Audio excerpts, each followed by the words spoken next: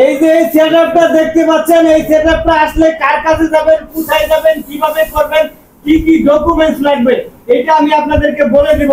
এই সেটআপটা অত্যন্ত গুরুত্বপূর্ণ যখন কন্টেন্ট মনিটাইজেশন সেটআপ দিচ্ছে। এই জন্য কন্টেন্ট মনিটাইজেশনের ক্ষেত্রে একটা মাত্র সেটআপই পাচ্ছেন, সেটা পে আউট সেটআপ করা। পে আউট সেটআপটা হচ্ছে কি আপনি টাকাটা নেবেন কিসের মাধ্যমে, এই যে ভাই যে টাকা ইনকাম করতেছে, ডলার ইনকাম করতেছে, এই ডলারগুলা কিসের মাধ্যমে নিবে, কিভাবে নিবে, সেইটারই প্রক্রিয়া হচ্ছে পে আউট সেটআপ।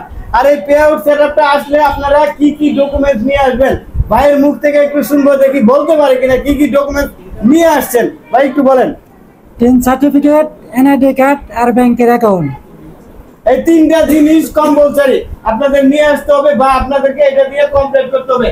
যারা টিন সার্টিফিকেট ছাড়া এই পে আউট করতে চান বা করবেন বলে ভাবতেছেন, আমি তাদেরকে আবারও সতর্ক করে বলতেছি, দেখেন বাংলাদেশের নিয়ম কিন্তু সবসময় একরকম থাকে না, চেঞ্জ হয়, প্রত্যেকটা আইন কিন্তু চেঞ্জ হয়। একটা সময় এমন কঠিন সময় আসবে যে আপনাকে টিন সার্টিফিকেট ছাড়া কোনো প্রকার পেমেন্ট এখান থেকে পাবেন না, সেটা হোক 10,000 টাকার পেমেন্ট, সেটা হোক 10 লাখ টাকার পেমেন্ট। আপনাকে টিন সার্টিফিকেটের রিটার্ন দাখিল করার পরে আপনাকে ব্যাংক থেকে টাকা নিতে হবে, অন্যথায় টাকা নিতে পারবেন না। এখন যদিও সুযোগ আছে, আপনাকে ব্যাংক দেখতেছে না, খুঁজতেছে না, কিন্তু সুযোগ মতো সময় মতো ঠিকই খুঁজে নেবে। এই জন্য আমি বলবো এই সেটআপটা যদি আপনার চলে আসে, এই সেটআপটা আসলে আপনি অবশ্যই bank account, tin certificate, NID কার্ডের সকল তথ্য দিয়ে করবেন।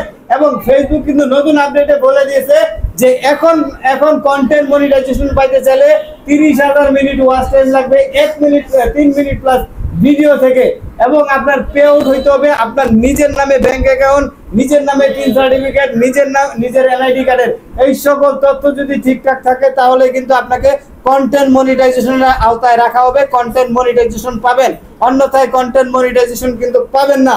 এই ভিডিওটা সবার কাছে একটু পৌঁছে দিবেন। অনেকে মজার চলে ফেসবুকটা চালাচ্ছেন, অনেকে না বুঝে ফেসবুকটা চালাচ্ছেন। যেমন ওই যে ওই পাশে একজন ভাইকে দেখতে পাচ্ছেন, একজন টাইলস মিস্ত্রি ভাই, উনি কিন্তু তার পেশাগত কাজগুলাকে এখানে হাইলাইট করেন, ভালো পরিমাণে ফলোয়ার বানাই বলছেন।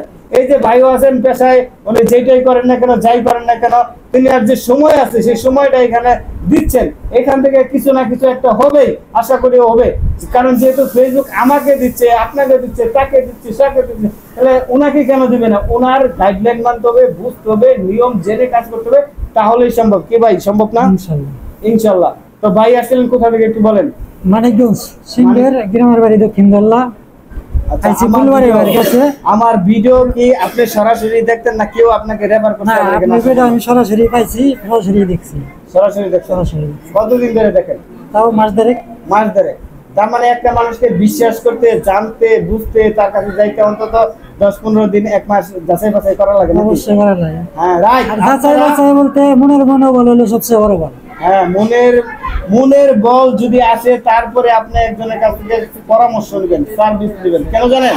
এটা করা উচিত এই জন্য, কারণ প্রতারকে ভরে গেছে। এখন আপনাকে 10,000 ফলোয়ার, তারপরে আপনার 30,000 ওয়াচ টাইম, মানে এগুলা বুস্টিং করার জন্য উৎপাইতে বসে রয়েছে। ভাই, আপনি তার কাছ থেকে সেবা নেবেন যার কাছে আপনি যাইতে পারবেন, তার ঠিকানা আছে, তার অবস্থান আছে, তাকে যে কলারের ভিতরে ধরতে পারবেন, এই বেটা তুই আমার বাটপানি করে এই কথাটা কইছিস কেন, বা আমার এইটা শিখাইলি কেন, মানে আপনাকে একটা ভুলভাল পরামর্শ দিতে পারবে না ওই লোক।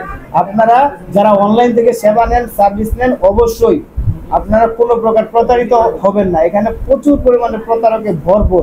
এখন ওয়াচ টাইম বিক্রি চলতেছে, এই ওয়াচ টাইম থেকে সাবধানে থাকবেন।